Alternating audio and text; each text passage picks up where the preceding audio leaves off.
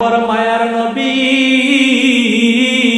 রহমাতুল লিল আলামিন জানায়া দিলেন, উম্মত মানুষকে যখন দাফন করা হয় তখন তোমরা সাথে সাথে চলে যাও না, কবরের সামনে দেরি করিও। সাহাবীরা ডাক দিয়ে বলে, নবী আমার কতক্ষণ দেরি করব? মদিনার মায়ার নবী জানায়া গেলেন, তোমরা যে কবর দিয়া দাফনের কাজ শেষ করিয়া সাথে সাথে চলে যাও না, না না, তোমরা সাথে সাথে যাও না। একটা ওর জবাই করার পরে তাকে সোলানো হয়, তাকে টুকরা টুকরা করা হয়, তাকে বন্টন করা হয়। যতক্ষণ সময় লাগে এতক্ষণ সময় তোমরা কবরের সামনে দাঁড়াইয়া দাঁড়াইয়া ইস্তেগফার পড়বা, দুরূদ শরীফ পড়বা, ইয়াসিন সূরা তেলাওয়াত করবা, সূরাতুল ইখলাস পড়বা, সূরাতুল ফাতিহা পড়বা।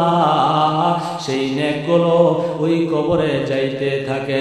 রে যুবক ভাই, রে মুরব্বী বাবা আমার, কুরবানির সময় কুরবানির গরু তোমরা জবাই করো। দেখো সকালবেলা ঈদের নামাজের পরে বাড়িতে আসিয়া একটা দুম্বা, একটা বকরি, একটা গরু যখন তোমরা জবাই করো, সকালে শুরু করে দাও, কিন্তু জোহর হয়ে যায়। গরুটা সোলাইতে বন্টন করতে, গরুটাকে কুটতে, টুকরো টুকরো করতে জোহর হয়ে যায়, দীর্ঘ একটা সময় লেগে যায়। এটাই নবী বলেছেন, এর উম্মত কবরের মানুষকে দাফন করিয়া সাথে সাথে তোমরা চলে আসিও না। তোমার ভাইয়ের কবরের সামনে এতটা সময় তোমরা দাঁড়ায়া থাকবা, এতটা সময় দাঁড়ায়া থাকবা, ইসালে সোয়াব তোমরা পাঠাইতে থাকবা। নবীজি মায়ার নবী রহমাতুল লিল আলামিন বলে,